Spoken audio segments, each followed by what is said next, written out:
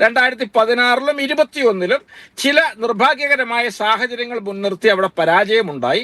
എന്നാൽ ഈ ഉപതെരഞ്ഞെടുപ്പ് തീർച്ചയായിട്ടും സകല പ്രതാപങ്ങളെയും തിരിച്ചുപിടിക്കാൻ പാകത്തിലുള്ള രാഷ്ട്രീയ സാഹചര്യങ്ങൾ മുൻനിർത്തി നടക്കുന്ന ഒരു ഉപതെരഞ്ഞെടുപ്പാണിത്. ഇവിടെ റെക്കോർഡ് ഭൂരിപക്ഷം ഇവിടെ UDFന്റെ സ്ഥാനാർത്ഥി നേടും. ഇവിടെ അൻവറിനെ കുറിച്ച് നിങ്ങൾ ചോദിച്ചു. അൻവർ നിരന്തരമായി ഉയർത്തിയിരുന്ന കുറെ കാര്യങ്ങൾ നിങ്ങൾ തന്നെ പരിശോധിക്കുക. അത് മുഴുവൻ പിണറായി വിജയനും ഇടത് ഗവൺമെന്റിനും എതിരായിട്ടുള്ളതായിരുന്നു. UDFിലെ ഏത് സ്ഥാനാർത്ഥിയെ നിർത്തിയാലും പിന്തുണക്കുമെന്ന് അൻവർ പലതവണ പറഞ്ഞിട്ടുണ്ട്. EMSനെ അനുകരിക്കും വിധം ഏത് ചെകുത്താനെ നിർത്തിയാലും പിന്തുണക്കുമെന്ന് അദ്ദേഹം കഴിഞ്ഞ ദിവസവും പറഞ്ഞു. അദ്ദേഹം ഇങ്ങനെ തുടർച്ചയായിട്ട് ചില മാനസിക ചഞ്ചലാവസ്ഥയുള്ള ആളാണ് എന്നാണ് എനിക്ക് തോന്നുന്നത്. അദ്ദേഹം 2 ദിവസം കഴിഞ്ഞ് ഒരു അന്തിമ തീരുമാനം പറയുമെന്ന് പറഞ്ഞിട്ടുണ്ട്. നിങ്ങൾ നോക്കിക്കോളൂ, നിങ്ങൾ എഴുതി വെച്ചുകൊള്ളുക. അദ്ദേഹം ആര്യാടൻ ഷൗക്കത്തിന് വേണ്ടി അദ്ദേഹം മുന്നോട്ട് വരികയും നിലമ്പൂരിലെ പ്രചരണത്തിലെ മുഖ്യ ആകർഷണ കേന്ദ്രമായി മാറുകയും അദ്ദേഹവും ഞങ്ങളൊക്കെ ചേർന്ന് അവിടെ ഇടതു മുന്നണിയെ തറപറ്റിച്ച് മുന്നോട്ട് പോകുന്ന ഒരു രാഷ്ട്രീയ സാഹചര്യം ഉണ്ടാവുകയും ചെയ്യും.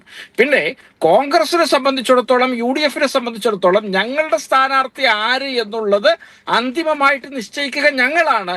പുറത്തു നിന്നുള്ള ഏതെങ്കിലും ബാഹ്യശക്തികളുടെ സമ്മർദ്ദത്തിന് വഴങ്ങി സ്ഥാനാർത്ഥിത്വത്തിലൊക്കെ തീരുമാനമെടുക്കുന്ന ഒരു രീതി ഞങ്ങളെ സംബന്ധിച്ചിടത്തോളം ഇല്ല. ഞങ്ങളെ പാർട്ടി എടുത്ത സുചിന്തിതമായൊരു തീരുമാനമാണ്. അതിനോടൊപ്പം UDFും കോൺഗ്രസും ഒക്കെ ഒറ്റക്കെട്ടായിട്ടുണ്ട്. സംസ്ഥാന കോൺഗ്രസ് നിരയിലെ മുഴുവൻ നേതാക്കളും ചേർന്നെടുത്ത കലക്റ്റീവായ ഒരു തീരുമാനമാണത്. ആ തീരുമാനത്തിനോടൊപ്പം ഒരല്പം വൈകിയാണെങ്കിലും PV അൻവറും ഓടി ഞങ്ങളുടെ കൂടെ ചേരും എന്നുള്ളതാണ് ഞങ്ങളുടെ പ്രതീക്ഷ. കാരണം ഇതൊരു ആശയപരമായ പോരാട്ടമാണ്. അൻവറിന്റെ തന്നെ ഭാഷയിൽ പറഞ്ഞാൽ പിണറായിസത്തിനെതിരായിട്ടുള്ള വലിയൊരു പോരാട്ടമാണ്. ആ പോരാട്ടത്തിന്റെ മുഖം UDF തീർക്കുമ്പോൾ കോൺഗ്രസും മുസ്ലിം ലീഗും ഒക്കെ തോളോട് തോളൊരുമി ആ യുദ്ധത്തിനിറങ്ങുമ്പോൾ ഇതിന്റെ വലിയ വക്താവായിട്ട് രംഗപ്രവേശം ചെയ്ത PV അൻവറിന് എങ്ങനെ മാറി നിൽക്കാൻ സാധിക്കും? അല്ലെങ്കിൽ അദ്ദേഹം ജനങ്ങളോട് അതിന് ഉത്തരം പറയേണ്ടി വരില്ല. അതൊക്കെ PV അൻവറിന് കൃത്യമായിട്ട് അറിയാം.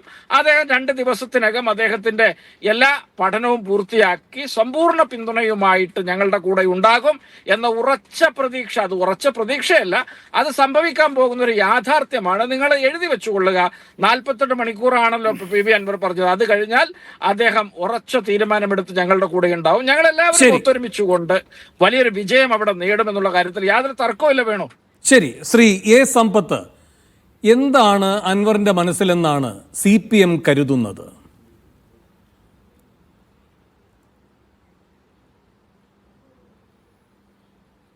ഞാൻ ശ്രീ അൻവറിൻ്റെ മനസ്സിലെന്ത് എന്ന് പ്രവചിക്കാനോ അതല്ല ശ്രീ നൗഷാദ് അലിയുടെ പ്രതീക്ഷ, ആ പ്രതീക്ഷ എത്രമാത്രം പൂവണിയുമെന്നുള്ളതിനെ സംബന്ധിച്ച് പ്രവചിക്കാനോ ഞാൻ ആളല്ല. എങ്കിലും ഈ മാധ്യമങ്ങൾ LDF വിട്ട് ശ്രീ അൻവർ ചില പ്രസ്താവനകൾ നടത്തിയതും മുഖ്യമന്ത്രി സഖാവ് പിണറായി വിജയനെതിരെ ഒക്കെ നടത്തിയതായിട്ടുള്ള അധിക്ഷേപങ്ങളും ഒക്കെ അതൊരു ആഘോഷമാക്കി കൊണ്ട് നടക്കുകയുണ്ടായി. അങ്ങനെ ചില മാധ്യമങ്ങൾ അദ്ദേഹത്തെ ഒരു വീരപുരുഷനായി അങ്ങനെ ചിത്രീകരിക്കുന്നതിൻ്റെ ദിവസങ്ങൾക്ക് മുമ്പ് വരെ എന്തായിരുന്നു മാധ്യമങ്ങൾക്ക് മുമ്പിൽ അദ്ദേഹത്തിൻ്റെ സ്ഥാനം എന്നുള്ളതും അദ്ദേഹം ഒരു അപഹാസ്യ കഥാപാത്രമായി ഇരുന്നു എന്നുള്ളത്. ഇപ്പം ഞാനീ പറയുന്നത് അന്നത്തെ മാധ്യമങ്ങളുമായി ബന്ധപ്പെട്ട, അത് അച്ചടി മാധ്യമങ്ങളും ദൃശ്യമാധ്യമങ്ങളിലുമുള്ള കാര്യത്തെ സംബന്ധിച്ചാണ്.